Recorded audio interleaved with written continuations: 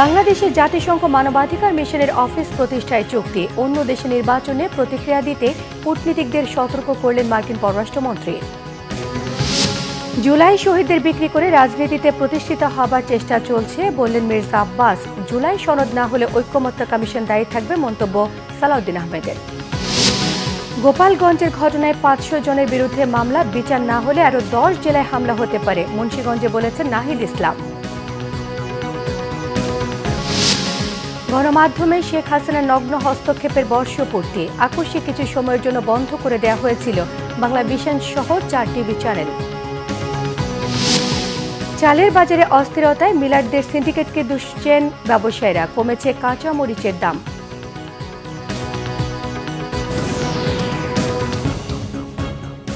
দেখছিলেন crown cement সংবাদ শিরোনাম। অবশেষে বাংলাদেশে চালু হতে যাচ্ছে জাতিসংঘের মানবাধিকার পরিষদের মিশন। 3 বছর মেয়াদী মিশন চালুর জন্য জাতিসংঘ এবং বাংলাদেশের পক্ষ থেকে একটি সমঝোতার স্মারক সই হয়েছে। স্মারকটিতে বাংলাদেশের পক্ষ থেকে পররাষ্ট্র সচিব আসাদ আলম সিয়াম এবং জাতিসংঘের পক্ষ থেকে মানবাধিকার বিষয়ক হাই কমিশনার ভলকার তুর্ক সই করেছেন। শহীদ আরাফাতের ডেস্ক রিপোর্টে থাকছে বিস্তারিত। বাংলাদেশে আনুষ্ঠানিকভাবে যাত্রা শুরু করল জাতিসংঘ মানবাধিকার বিষয়ক হাইকমিশন অফিসের কার্যক্রম। 3 বছর মেয়াদী এই চুক্তিতে বাংলাদেশের পক্ষ থেকে পররাষ্ট্র সচিব আসাদ আলম সিয়াম এবং জাতিসংঘের পক্ষ থেকে মানবাধিকার বিষয়ক হাইকমিশনার ভলকার তুর্ক সই করেছেন। শুক্রবার এক বিজ্ঞপ্তিতে জাতিসংঘের মানবাধিকার বিষয়ক হাইকমিশনারের দপ্তর এ তথ্য জানিয়েছে। এ অফিসের মাধ্যমে বাংলাদেশের অভ্যন্তরে মানবাধিকার ইস্যুগুলো মনিটর করবে জাতিসংঘের মানবাধিকার বিষয়ক হাইকমিশন।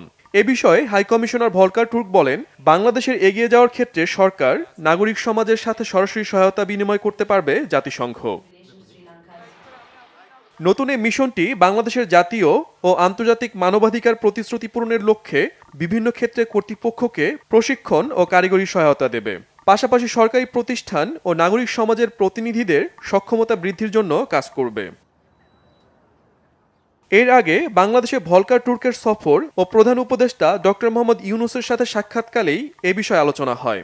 চলতি মাসের 10 তারিখে বাংলাদেশে জাতিসংঘ মানবাধিকার অফিস স্থাপনের অনুমতি দেয় উপদেষ্টা পরিষদ। কূটনৈতিক এবং আন্তর্জাতিক সম্পর্ক বিশ্লেষকরা এই উদ্যোগকে স্বাগত জানালেও কয়েকটি ইসলামী দলসহ বিভিন্ন মহল এর বিরোধিতা করে আসছে। তাদের আশঙ্কা, মানবাধিকার কার্যালয়ের মাধ্যমে ধর্মবিরোধী কিছু বিষয় উৎসাহিত হতে পারে। Shahid Arafat, Bangla Vision news desk. বিএনপির বিরুদ্ধে অপপ্রচারকারীদের সতর্ক করলেন দলটির স্থায়ী কমিটির সদস্য মির্জা আব্বাস। তিনি বলেন, এমন কোনো কথা বলবেন না যাতে মানুষের রক্তে আগুন লেগে যায়।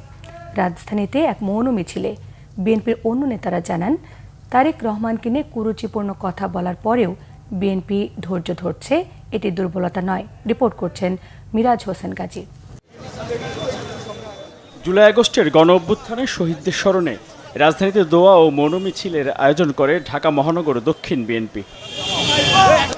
নয়াপল্টনে বিএনপির কেন্দ্রীয় কার্যালয়ের সামনে থেকে এই মিছিল শুরু হয়। নাইটিঙ্গেল মোড়, কাকরাইল মোড় হয়ে শান্তিনগরের দিকে এগিয়ে যান মৌন মিছিলে অংশ নেয়া বিএনপি নেতাকর্মীরা।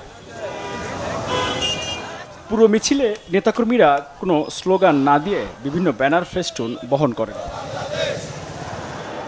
বিএনপি নেতারা বলেন, 24-এর গণ অভ্যুত্থানের মৃত্যুদের মধ্যে কোনো বিভেদ চায় না তাদের দল। এজন্য তারেক রহমানের নির্দেশে সর্বোচ্চ ধৈর্য সহকারে পরিস্থিতি মোকাবিলা করছেন তারা। যারা ফ্যাসিলিটি বিরোধী আন্দোলনে অংশগ্রহণ করে নাই, তারা এখন নিজেদেরকে জাহির করার জন্য যারা আমরা আন্দোলন করেছি আমাদের মধ্যে বিভেদ সৃষ্টি করতে হচ্ছে। আমি আশা করি আমরা বিভেদে যাব না। অনেক নেতাকর্মী আছে, তাদেরকে দেখবেন তারা আওয়ামী লীগের ছত্রছায়ায় তারা হালুয়া রুটির অংশ ছিল, কিন্তু আজকে তারা বড় বড় কথা বলছে। কাজটা তো করতে হবে বিএনপির, রাস্তায় থেকে পাহারা দিয়ে এই ফ্যাসিবাদদের গলা পাহারা দিয়ে এই বাচ্চাদেরকে বাঁচিয়ে রাখতে হবে তাদের জীবন আমাদেরকে। অতএব কেন তারা এই ধরনের অপরিপক্ক আচরণ করছে? বিএনপি বড় দল হিসেবে দায়িত্বশীল আচরণকে কেউ যেন দুর্বলতা মনে না করেন, সেই আহ্বান জানান দলটির নেতারা। আমার দেশ নায়ক তারেক রহমান নির্দেশ দিয়েছেন ধৈর্য সহনশীলতার সাথে পরিস্থিতি মোকাবেলা করবার জন্য। আমরা ধৈর্য ধরেছি, আমরা সহনশীল আচরণ করছি। যদি এই ষড়যন্ত্রকারীরা জনাব তারেক রহমানকে নিয়ে পরবর্তীতে আর কোনো ষড়যন্ত্র করে যে ভাষায় জবাব দেওয়া প্রয়োজন সেই ভাষায় জবাব দেওয়া হবে। মৌন মিছিল শুরুর আগে নয়াপল্টনের কেন্দ্রীয় কার্যালয়ের সামনে সংক্ষিপ্ত সমাবেশে বিএনপি স্থায়ী কমিটির সদস্য মির্জা আব্বাস বলেন, তাদের সঙ্গে পায়ে পা দিয়ে ঝামেলা করতে চাচ্ছে কোনো দল, কিন্তু বিএনপি কারো উস্কানি পাত্তা দিবে না। তারা নাকি আমাদেরকে বাংলাদেশ থেকে নিশ্চিহ্ন করে দেবে, এমন ঔদ্ধত্য প্রকাশ করে বক্তব্য রেখেছে। আমি বলবো, ভাইরা দয়া করে জিহ্বায় একটু লাগাম দেন। জিহ্বায় লাগাম দিলে দেশের মানুষের ভালো হবে, আপনাদেরও ভালো হবে, আমাদেরও ভালো হবে, দেশেরও ভালো হবে। এমন কোনো আজে বাজে কথা বলেন না যে কথা বললে পরে মানুষের রক্তে আগুন ধরে যায়। আমাদের অন্য কোনো দিকে নেওয়ার চেষ্টা করবেন না। আপনারা পায়ে পাড়া দিয়ে বিএনপির সঙ্গে ঝগড়া চালিয়ে চেষ্টা করছেন। বিএনপি ঝগড়া করবে না, বিএনপি ঝগড়া করার দল নয়। বিএনপি একটি গণতন্ত্রকামী দল। বিএনপি গণতন্ত্রের জন্য লড়াই করে মানুষের সঙ্গে নিয়ে, সেখানে যদি আপনারা পাকে পড়ে যান তখন আমাদের কিছু করার থাকবে না। ঢাকা মহানগর দক্ষিণ বিএনপির এই মৌন মিছিলটি শান্তিনগর মালিবাগ হয়ে খিলগাঁও এলাকায় শেষ হয়। মিরাজ হোসেন গাজী, বাংলা ভিশন, ঢাকা। জুলাই মাসে জুলাই সনদ প্রণীত না হলে এর দায় অন্তর্বর্তী সরকার এবং ঐক্যমত্য কমিশনের বলে মন্তব্য করেছেন বিএনপি স্থায়ী কমিটির সদস্য সালাউদ্দিন আহমেদ। 2024-এর গণ অভ্যুত্থানে শহীদদের স্মরণে শুক্রবার বিকেলে রাজধানী মিরপুরের পল্লবীতে ঢাকা মহানগর উত্তর বিএনপি আয়োজিত মৌন মিছিল পূর্ব সমাবেশে সালাউদ্দিন আহমেদ এসব কথা বলেন। তিনি আরও বলেন, ক্ষমতায় যাবার জন্য যারা নির্বাচনকে পিছিয়ে দিয়ে খোলা পানিতে মাছ শিকার করতে চান, তারা আবারও ফ্যাসিবাদকে ফিরিয়ে আনতে চান। গণতান্ত্রিক শক্তিকে বিভক্ত করতে নানান ষড়যন্ত্র চলছে অভিযোগ করে তিনি জানান, জনগণকে সাথে নিয়ে ফ্যাসিবাদ বিরোধী ঐক্যকে সংহত করতে হবে। সালাউদ্দিন আহমেদ বলেন, যারা পিআর পদ্ধতিতে ভোট আর স্থানীয় নির্বাচনের কথা বলে তাদের উদ্দেশ্য খারাপ বলেন। এক সময় যারা স্বাধীনতার বিরুদ্ধে ছিল তারা এখন রাজনীতিতে বিভক্তি তৈরি করে ঘোলা পানিতে মাছ শিকার করতে চান।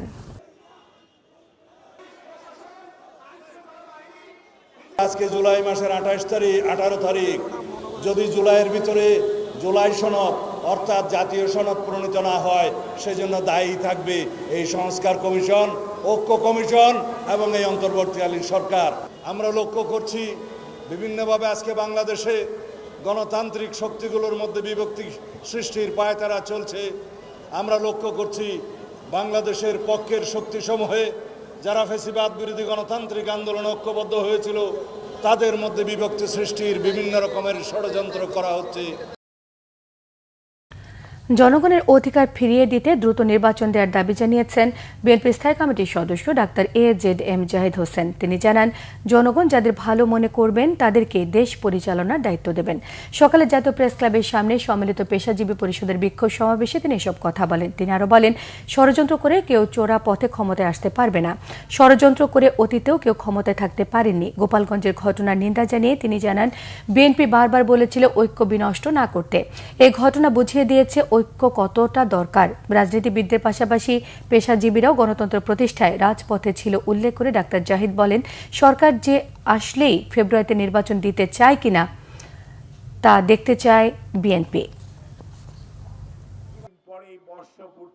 গণতন্ত্র নিয়ে ছিনিমিনি না খেলে দ্রুততম সময়ের মধ্যে জনগণের অধিকার ফিরিয়ে দেন।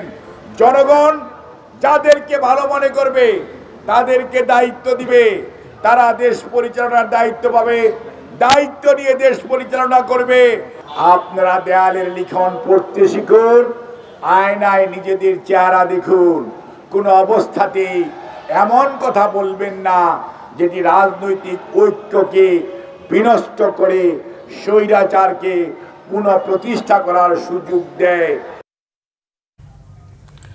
গোপালগঞ্জে জাতীয় নাগরিক পার্টির সমাবেশকে ঘিরে সংঘর্ষের ঘটনায় জারি করা কারফিউ দুপুর 2টা থেকে পরবর্তী নির্দেশনা না দেওয়া পর্যন্ত বলবৎ থাকবে বলে জানিয়েছে প্রশাসন।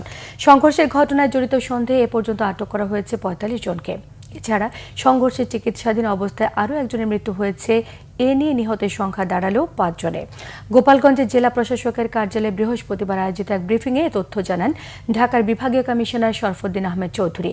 জানান বৃহস্পতিবার সন্ধ্যে 6টা থেকে নতুন করে শুরু হওয়া কারফিউ পরবর্তী নির্দেশনা না দেওয়া পর্যন্ত বলবৎ থাকবে।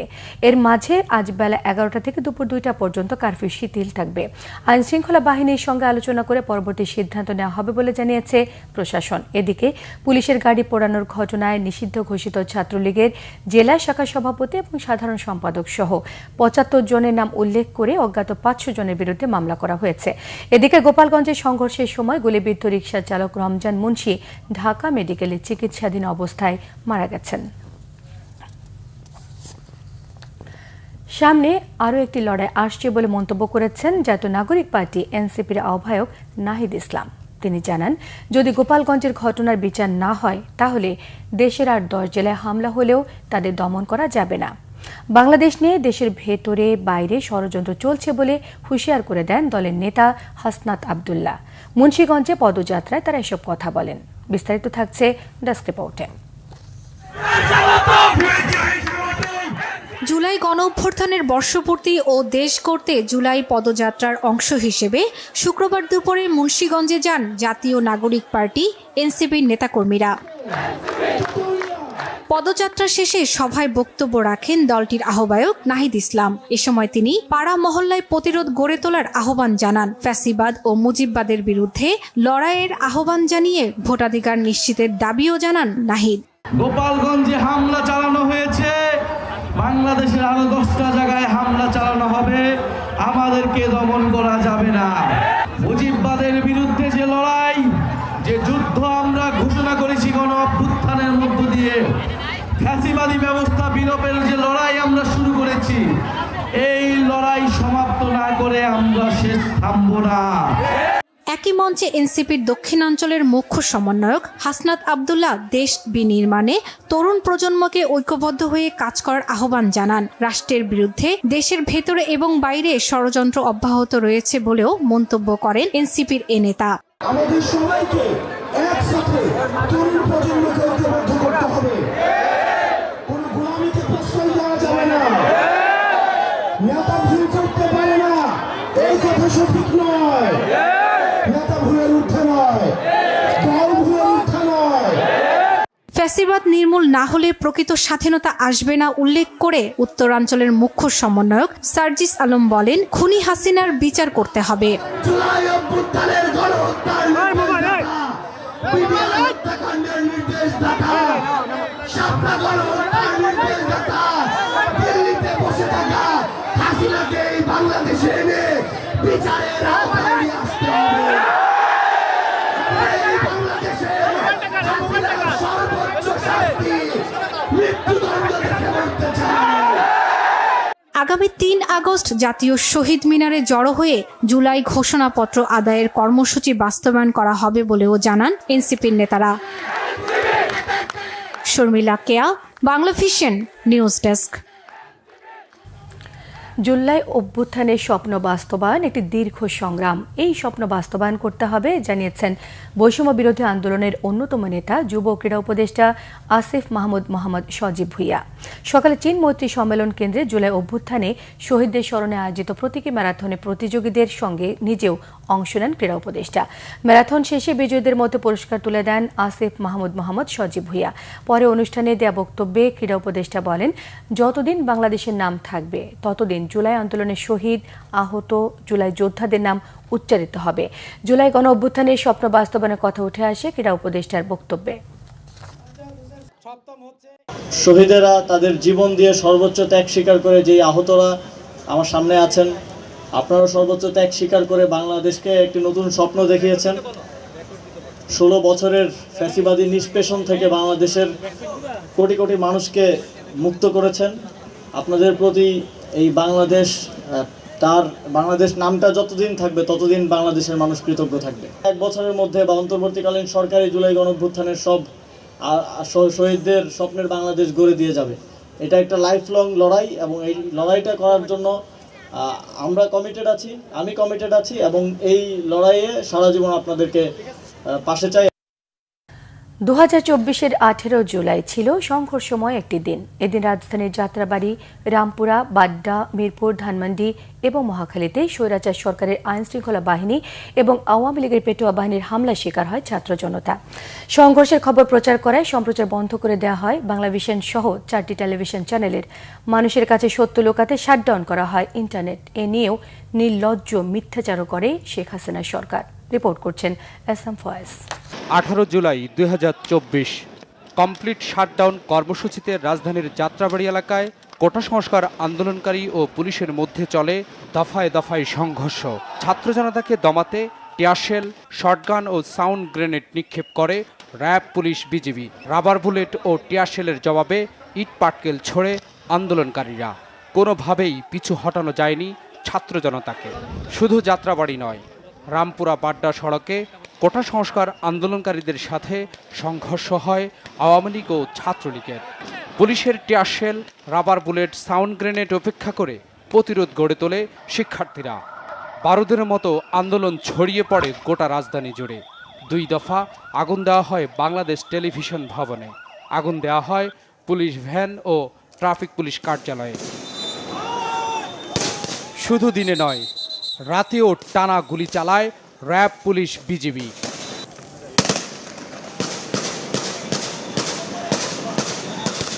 আর ছাত্রদের খোঁজে বিভিন্ন বাসাবাড়িতে তল্লাশি চালায় আইনশৃঙ্খলা বাহিনী। রাজধানীর মিরপুর, ধানমন্ডি ও সিটি কলেজ এলাকায়ও রাস্তায় নামে শিক্ষার্থীরা। দফায় দফায় চলে সংঘর্ষ। আহত হয় বিপুল সংখ্যক শিক্ষার্থী। তারপরও পিছু না হটে পাল্টা প্রতিরোধ গড়ে তোলে। সংবাদ সংগ্রহে গিয়ে ছাত্রলীগের হামলার শিকার হয় বাংলাভিশনের স্টাফ রিপোর্টার মামুন আবদুল্লাহ ও ক্যামেরা পার্সন লিটন খান। সাংবাদিক ছাত্রদের লক্ষ্য করে র্যাব, পুলিশ, বিজিবি গুলি ছোড়ে। সেই দৃশ্য সরাসরি লাইভ সম্প্রচার করে দেশের বেশিরভাগ গণমাধ্যম। কিন্তু আওয়ামী লীগ সরকারের টার্গেটে পড়ে বাংলাভিশন, এনটিভি, দেশ টিভি ও চ্যানেল 24। সম্প্রচার বন্ধ করে দেওয়া হয় বাংলাভিশন, এনটিভি, দেশ টিভি ও চ্যানেল 24-এর। সংবাদ প্রচারেও দেওয়া হয় বাধা। শিক্ষার্থী ও পুলিশের সংঘর্ষে মহাখালী, উত্তরা এলাকায়ও রণক্ষেত্রে পরিণত হয়। ছাত্র জনতাকে দমাতে বেপরোয়াভাবে রাবার বুলেট, সাউন্ড গ্রেনেড, গুলি ছোড়ে র্যাব, পুলিশ, বিজিবি। আহত হয় বিপুল সংখ্যক ছাত্র জনতা। তারপরও আন্দোলনকারীরা দাবি আদায়ে অনড় থাকে। বাড়তে থাকে আন্দোলনের তীব্রতা। শেষ পর্যন্ত 5 আগস্ট পতন হয় স্বৈরাচারের। এসএম ফয়েজ, বাংলাভিশন, ঢাকা। 2024 সালের জুলাই মাসে সরকারি চাকরিতে কোটা বাতিলের দাবিতে শুরু হওয়া আন্দোলন রূপ নেয় সরকার পতনের দাবিতে। আন্দোলন দমনে আওয়ামী সরকার সহিংসতার পথ বেছে নেয়। ইন্টারনেট শাটডাউন করে ডিজিটাল ক্র্যাকডাউন করা হয়। ক্ষতিগ্রস্ত হয় অর্থনীতি এবং গণমাধ্যম। পট পরিবর্তনে অন্তর্বর্তী সরকার ইন্টারনেটকে মৌলিক অধিকার হিসেবে ঘোষণা করলেও এখনও ইন্টারনেট বন্ধের চাবিকাঠি সরকারের হাতে। রিপোর্ট করছেন শুভ ইসলাম। সরকারি চাকরিতে কোটা পদ্ধতি বাতিলের দাবিতে ছাত্র জনতার শুরু হওয়া আন্দোলন ধীরে ধীরে রূপ নেয় সরকার পতনের 1 দফা আন্দোলনে। যোগদান সরকারি, বেসরকারি স্কুল, কলেজ, বিশ্ববিদ্যালয়ের শিক্ষার্থী সহ সর্বস্তরের মানুষ। আন্দোলনের এক পর্যায়ে ঢাকা বিশ্ববিদ্যালয়ের শিক্ষার্থীদের উপর হামলা এবং রংপুরে আবু সাইদকে গুলি করে হত্যার পর আন্দোলন আরও বেগবান হয়। অগ্নি স্ফুলিঙ্গের মতো আন্দোলন ছড়িয়ে পড়ে দেশের পাড়ামহল্লায়। আন্দোলন দমাতে সহিংস হয় সরকার। পুলিশ নির্বিচারে গুলি চালায় আন্দোলনরত ছাত্র জনতার উপর। ডিজিটাল ক্র্যাকডাউন করতে ডেটা সেন্টার পুড়ে যাওয়ার নাটক মঞ্চস্থ করা হয়। ইন্টারনেট সহ পুরো ব্যবস্থাটাই সেই সময় বিচ্ছিন্ন হয়ে যায়। আন্দোলন দমাতে 16 জুলাই থেকে মোবাইল ইন্টারনেট বন্ধ করা হয়, পরে ব্রডব্যান্ড।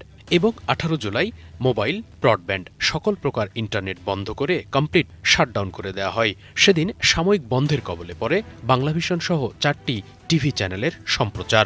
পরে 25 জুলাই থেকে 5 আগস্ট পর্যন্ত কয়েক ধাপে ইন্টারনেট বন্ধ হওয়া এবং ফেরার মতো ঘটনা ঘটে। ইন্টারনেট সোসাইটির তথ্য বলছে, সে সময় বাংলাদেশে প্রতিদিন ক্ষতির পরিমাণ ছিল $35 লাখ। বিদ্যমান আইনে এখনও সরকার চাইলে ইন্টারনেট শাটডাউন করতে পারে, তবে আইনটি সংশোধনে সরকারের দৃষ্টি আকর্ষণ করা হয়েছে বলে জানান এই কর্মকর্তা। আর এখনও টেলিকম অ্যাক্টে কিছু কিছু জিনিস রয়ে গেছে যেটা দিয়ে সরকার চাইলে এটা বন্ধ করতে পারে। আমরা সরকারকে চিঠি দিয়ে অনুরোধ করেছি যেটা রিভিউ যেন করা হয়। সরকারের হস্তক্ষেপ থেকে ইন্টারনেটকে বের করে আনতে পট পরিবর্তনের পর সাইবার সিকিউরিটি অধ্যাদেশ 2025-এ ইন্টারনেটকে মৌলিক অধিকার হিসেবে ঘোষণা করেছে সরকার। আমাদের সাইবার সেফটি অর্ডিন্যান্স যেটা প্রমুলগেট হলো, ইন্টারনেটকে অধিকার হিসেবে স্বীকৃতি দেওয়া হয়েছে এবং এর জন্য যে কোনো রকমের ডিসরাপশন একটি শাস্তিযোগ্য অপরাধ বলা হয়েছে।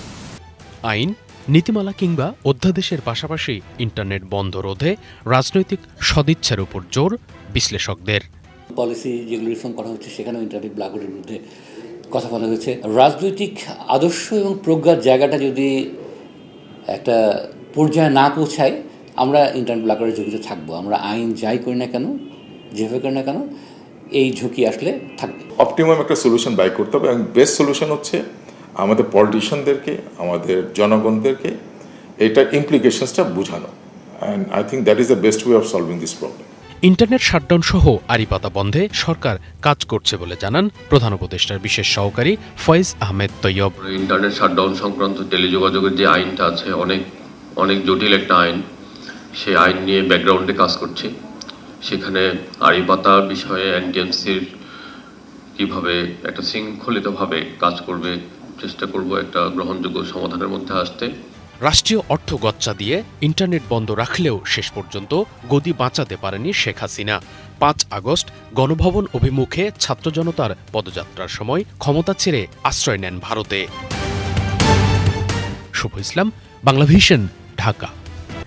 ঈদের পর থেকে বাড়তি চালের দাম। গত 1 মাস ধরে মিল থেকে বেশি দামে চাল আনতে হচ্ছে বলে দাবি ব্যবসায়ীদের। এজন্য মিল মালিকদের সিন্ডিকেটকে দায়ী করেছেন তারা। নতুন করে বাড়ানো হয়েছে তেলের দাম। সব ধরনের মুরগি আর মাছের বাজারেও দাম বাড়তির দিকে। সব ধরনের সবজি বিক্রি হচ্ছে বেশি দামে। অনেকটাই নেমে এসেছে কাঁচামরিচের দর। সাইদুল ইসলামের ক্যামেরায় রিপোর্ট করছেন আসমা আক্তার নূপুর। ভরা মৌসুমেও চালের দামে ঊর্ধ্বগতি প্রবণতা থেকে মুক্তি মিলছে না কিছুতেই। রাজধানীর কাউরান বাজারের ব্যবসায়ীদের দাবি, 1 মাস ধরে মিল থেকেই 50 কেজির বস্তা 300 টাকা বাড়তি দিয়ে আনতে হচ্ছে। খুচরা বাজারে সরু চাল কেজিতে 90 ও মোটা চাল বিক্রি হচ্ছে 60 টাকায়। চালের দামটা একটু কমানো দরকার। সবচেয়ে বেশি দামটা এখন আমাদের যে মেন তেল আর চাল। সিজনে বাজার বাইরে গেছে 8-10 টাকা প্রতি কেজিতে। এটার সাথে একমাত্র জড়িত হইল বড় বড় কোম্পানি আর হলো মিলার, যারা মনে করেন সিন্ডিকেটগুলো করে। সিন্ডিকেট মহল ভাঙা ছাড়া আর বাজার নিয়ন্ত্রণ করা সম্ভব না। এদিকে নতুন করে সয়াবিন তেলের বাড়তি দাম নির্ধারণ হয়েছে। কার্টুন প্রতি বেড়েছে 40 টাকা, যার প্রভাব পড়ছে খুচরা বাজারে। তবে যারা দাম বাড়ার আগে কিনে রেখেছেন, আগের দামেই বিক্রি করতে পারছেন তারা। বেড়েছে ডালের দামও। দেশি মুসুর ডাল বিক্রি হচ্ছে কেজিতে 10 টাকা বেশিতে। গতকাল 5 লিটার তেল 870 টাকা ছিল, আর আজকে 880 টাকা কিনা, 890 টাকা বিক্রি। আমরা আগে গায়ে এলাকা থেকে 5 লিটার তেল বিক্রি করতাম 20 টাকা কমে, এখন গায়ে দামে তেল বিক্রি হতেছে আজকে 2 দিন। সপ্তাহের ব্যবধানে ব্রয়লার ও সোনালী মুরগির দাম বেড়েছে 10 থেকে 30 টাকা। প্রতি কেজি ব্রয়লার মুরগি 160 থেকে 70 টাকায় বিক্রি হচ্ছে, আর সোনালী মুরগি 300 থেকে 320 টাকা। গত সপ্তাহ আমরা কালারবার মুরগি বেচছি আমরা 260 টাকা কেজি, আর এই সপ্তাহে বেচতেছি 300 টাকা কেজি, পার কেজিতে 40 টাকা। সোনালী আপনার গত সপ্তাহে বেচছি 280 টাকা, এই সপ্তাহে বেচতেছি 320 টাকা। উৎপাদনটা মুরগির কিছুটা কম রয়েছে, আর চাহিদা বেশি আছে, এই জন্য মেনলি হচ্ছে দামটা বাড়ার রিজন। অস্বাভাবিকভাবে বেড়েছে শসার দাম। বাজারে প্রতি কেজি শসা বিক্রি হচ্ছে 100 টাকায়, যা আগের সপ্তাহে ছিল 50-60 টাকা। অন্যান্য সবজির দামও বেড়েছে। আমদানি হওয়ায় কাঁচামরিচের দাম কিছুটা কমেছে। গত সপ্তাহে বিক্রি হওয়া 350 টাকা দামের কাঁচামরিচ এখন বিক্রি হচ্ছে 180 থেকে 200 টাকায়। মরিচের দামটা বেশি, 200 টাকা কেজি, যেটা 10-15 দিন আগেও 60 টাকা 40 টাকা কেজি ছিল। আগে প্রচুর পরিমাণ সবজি কারণ বাজার আসতো, তখন এখন তো কম আসবে কোত্থেকে? সব কিছুই তো আপনি পানির নিচে ঢুকে গেছেন। ঊর্ধ্বমুখী মাছের বাজারেও ক্রেতা ও বিক্রেতারা বলছেন, বাজার মনিটরিং জোরদার করা হলে নিত্যপণ্যের বাজার স্থিতিশীল থাকবে, স্বস্তি পাবে সাধারণ মানুষ। আসমা আক্তার নূপুর, বাংলাভিশন, ঢাকা। জুলাই শহীদদের স্মরণে দেশের বিভিন্ন জায়গায় মৌন মিছিল, দোয়া এবং মিলাদ মাহফিল করেছে বিএনপি। চট্টগ্রাম মহানগর ও উত্তর জেলা বিএনপির উদ্যোগে আয়োজন করা হয় মনোমিছিল, দোয়া ও মিলাদ মাহফিল। বিকেলে নগরীর কাজী দেউরির দলীয় কার্যালয়ে এতে উপস্থিত ছিলেন বিএনপির চেয়ারপারসনের উপদেষ্টা গোলাম আকবর খন্দকার। শহীদদের স্মরণে মনোমিছিল হয়েছে সিলেটে। বিকেলে জেলা ও মহানগর বিএনপির আয়োজনে মিছিলটি নগরীর বন্দরবাজার থেকে শুরু হয়ে বিভিন্ন সড়ক প্রদক্ষিণ করে। উপস্থিত ছিলেন বিএনপি চেয়ারপারসনের উপদেষ্টা খন্দকার আব্দুল মুক্তাদির। শহীদদের স্মরণে শোক মিছিল ও দোয়া মাহফিল হয়েছে বগুড়ায়। দোয়া মাহফিলে উপস্থিত ছিলেন বিএনপি চেয়ারপারসনের উপদেষ্টা হেলালুজ্জামান তালুকদার লালু। বিএনপির দোয়া ও মনোমিছিল হয়েছে গাইবান্ধায়। সকালে মিছিলটি দলীয় কার্যালয় থেকে বের হয়ে শহরের গুরুত্বপূর্ণ রাস্তা প্রদক্ষিণ করে। এতে উপস্থিত ছিলেন জেলা বিএনপির সহ সাংগঠনিক সম্পাদক অধ্যাপক আমিনুল ইসলাম। নরসিংদীতে জুলাই আন্দোলনের প্রথম শহীদ স্কুল ছাত্র তাহমিদের স্মরণসভা ও চিনিশপুরে তার কবরে শ্রদ্ধা জানানো হয়েছে। সকালে এই সভায় উপস্থিত ছিলেন বিএনপির যুগ্ম মহাসচিব খায়রুল কবির খোকন সহ দলীয় নেতাকর্মীরা। জেলা বিএনপির আহ্বায়ক শেখ ফরিদ বাহার নেতৃত্বে মনোমিছিল হয়েছে ফেনীতে। বিকালে স্থানীয় প্রেস ক্লাবের সামনে এক সংক্ষিপ্ত সমাবেশে বক্তব্য রাখেন বিএনপির কেন্দ্রীয় নেতা অধ্যাপক জয়নাল আবেদিন সহ অন্যরা।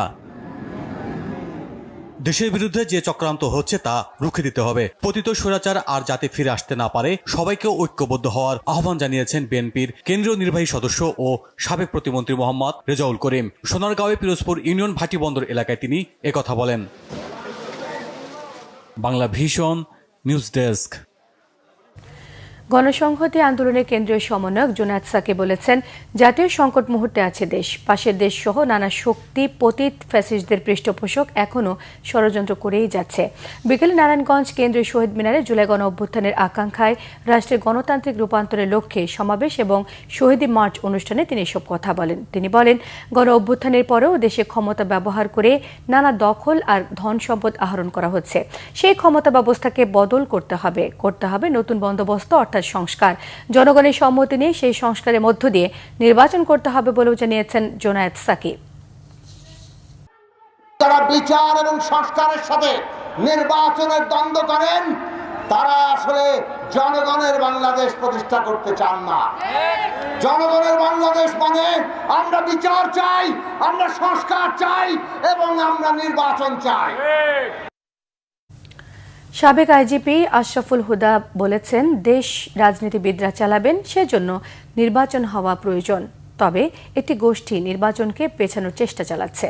ডিবেট ফর ডেমোক্রেসি আয়োজিত ছায়া সংসদ বিতর্ক প্রতিযোগিতায় তিনি সব কথা বলেন। তিনি বলেন, দেশে যা কিছু হচ্ছে তা নির্বাচনকে ব্যাহত করার জন্যও হতে পারে। তবে পুলিশকে এখন যদি বলা হয় ডিসেম্বরের মধ্যে নির্বাচন করার প্রস্তুতি নিতে হবে, তাহলেও তারা সেটি পারবে বলে মনে করেন তিনি।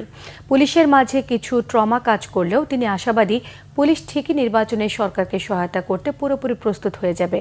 তার মতে, ছাত্র জনতার প্রাণের বিনিময়ে পাওয়া দেশে ২৪-এর পরিবর্তন এসেছে, তাকে কাজে লাগাতেই হবে। মব সন্ত্রাস প্রতিরোধে করণীয় নিয়ে ছায়া সংসদ প্রতিযোগিতায় সাউথ ইস্ট ইউনিভার্সিটিকে হারিয়ে স্যার সলিমুল্লাহ মেডিকেল কলেজ বিজয়ী হয়।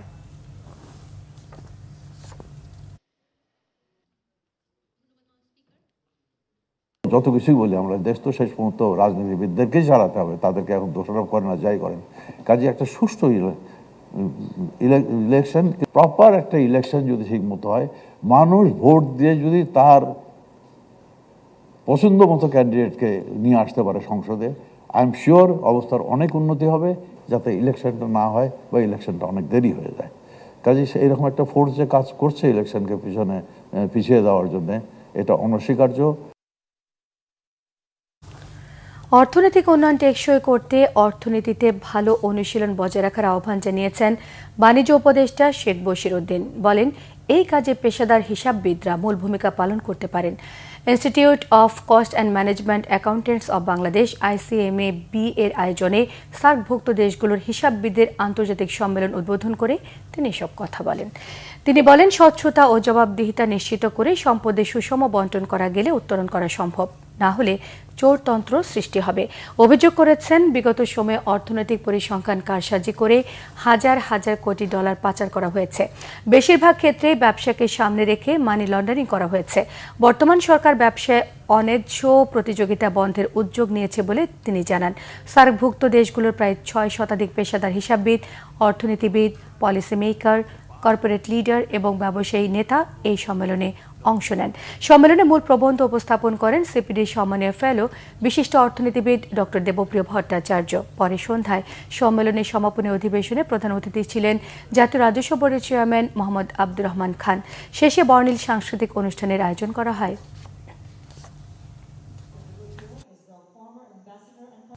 সংবাদ শেষ করব ক্রাউন সিমেন্ট শিরোনামগুলো আরও একবার জানিয়ে দিয়ে। বাংলাদেশের জাতিসংঘ মানবাধিকার মিশনের অফিস প্রতিষ্ঠায় চুক্তি, অন্য দেশে নির্বাচনে প্রতিক্রিয়া দিতে কূটনীতিকদের সতর্ক করলেন মার্কিন পররাষ্ট্রমন্ত্রী। জুলাই শহীদদের বিক্রি করে রাজনীতিতে প্রতিষ্ঠিত হবার চেষ্টা চলছে বললেন মির্জা আব্বাস। জুলাই সনদ না হলে ঐকমত্য কমিশন দায়ী থাকবে, মন্তব্য সালাউদ্দিন আহমেদের। গোপালগঞ্জের ঘটনায় 500 জনের বিরুদ্ধে মামলা, বিচার না হলে আরও 10 জেলায় হামলা হতে পারে, মুন্সিগঞ্জে বলেছে নাহিদ ইসলাম। গণমাধ্যমে শেখ হাসিনার নগ্ন হস্তক্ষেপের বর্ষপূর্তি, আকস্মিক কিছু সময়ের জন্য বন্ধ করে দেওয়া হয়েছিল বাংলা ভিশন সহ 4 টিভি চ্যানেল। চালের বাজারে অস্থিরতায় মিলারদের সিন্ডিকেটকে দুষছেন ব্যবসায়ীরা, কমেছে কাঁচা মরিচের দাম।